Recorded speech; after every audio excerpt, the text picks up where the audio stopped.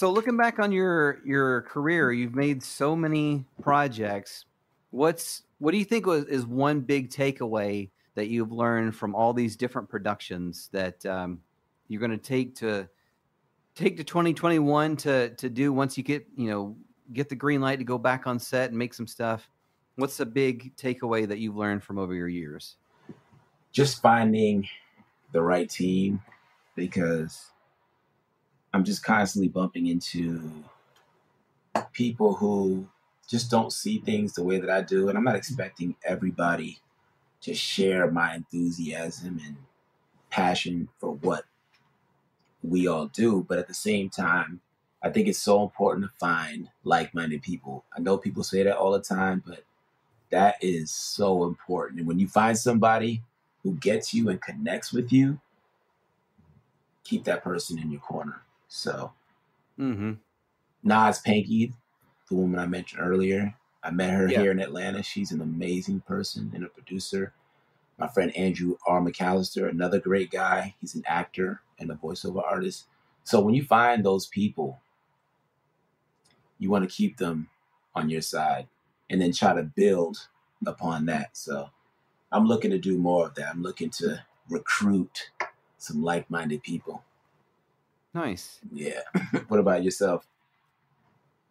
Well, yeah. I think I've talked about on the show before, just about finding that tribe of people and it's always nice, like we said, when somebody just gets what you're trying to do. Yeah. Because sometimes you feel like so alone. You've got this great idea. Maybe you wrote a script, or you have a vision for a film or something, and you're trying to explain it to people, and they're just looking at you like, "What are you talking about?" But then you find that one person's like, "Yeah, and this and this and this," and like, okay, we got to work together. Right. Absolutely. It's always exciting. Yeah. That light bulb goes off and everything just makes sense.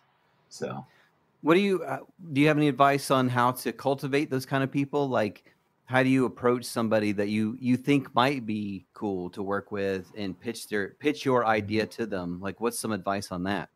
I think just letting it happen, because most of the times I've just been at the right place at the right time, and it didn't feel like I was trying to force it.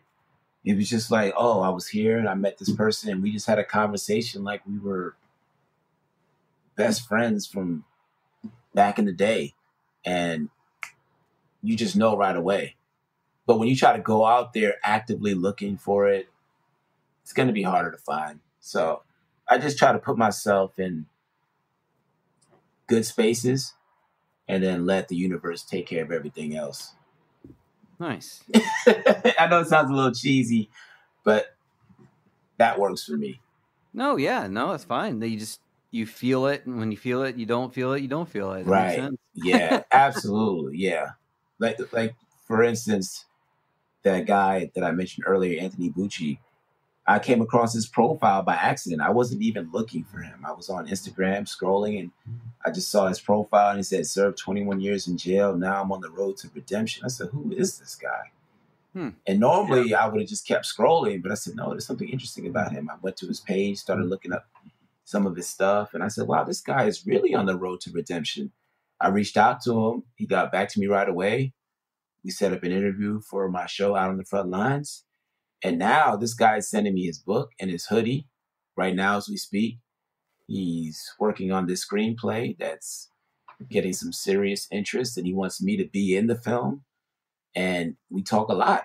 And I just met the guy. But again, it just happened naturally, and we just clicked. So I just try to keep myself open to every and anything.